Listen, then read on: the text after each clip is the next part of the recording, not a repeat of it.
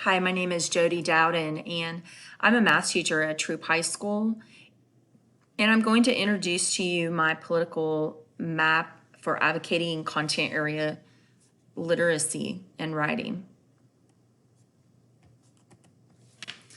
So my advocacy plan technically started about a year ago or 13 months ago. And for those months, I have been exploring the field of curriculum through the lens of my classroom. I started with identifying a school-wide issue of low math achievement. My goal was to become a facilitator for change in my school and with my peers, and also to improve my knowledge of writing in the content area with the end goal of improving writing and literacy and improving math scores. The research on writing in the content area is strong, and early on, I formed a focus group to look at that research. And from that focus group, we selected a strategy that I carried out a pilot study and did data analysis with my own students. The strategy that was chosen by the focus group was the RAFT strategy, which is a strategy that helps make meaning of content through writing. So my advocacy plan is to start a grassroots movement with a small group of positive people, of my colleagues, that would use or utilize micropolitical and macropolitical strategies. These allies would be gained in the school, and ideas could be shared, and other teachers and administrators would come on board as those allies grew.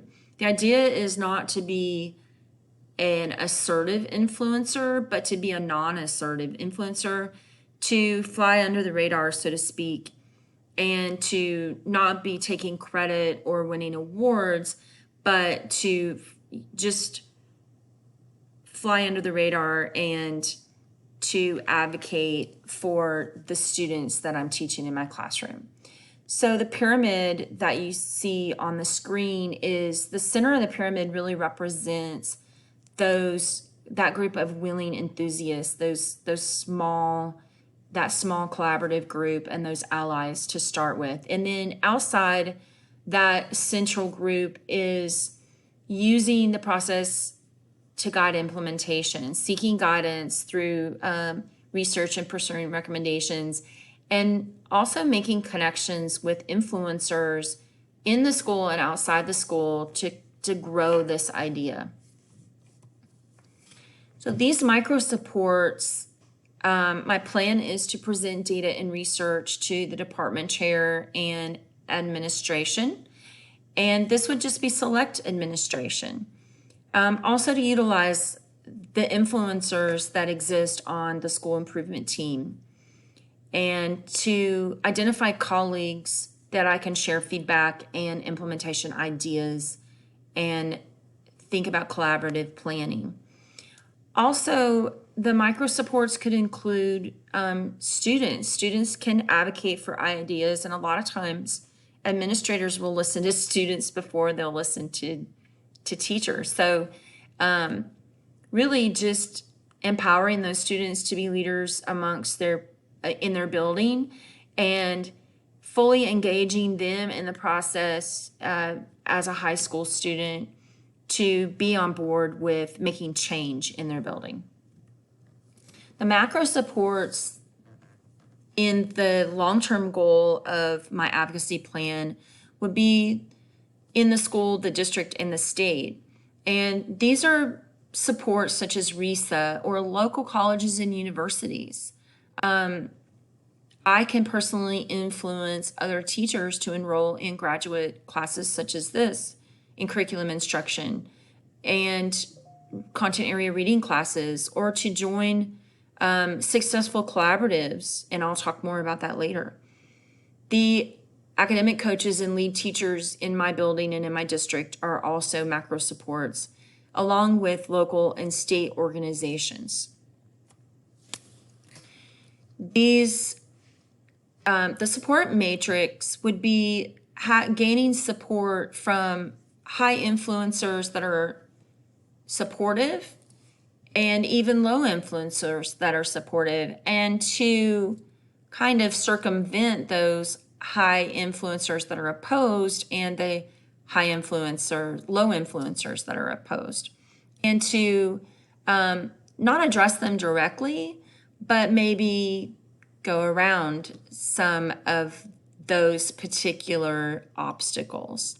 So you can see in my matrix that I've identified both of those support systems. There's also an influence of high influence that are of high importance, and high influence that are of lower importance, and also those that are going to be opposed. And so identifying things such as the professional development providers or Georgia RESA influencers that could help walk alongside, or even students and parents or veteran teachers that are supportive or supportive colleagues. And also identifying those naysayers and having strategies to deal with them or not engage with them as they want to drag down the process.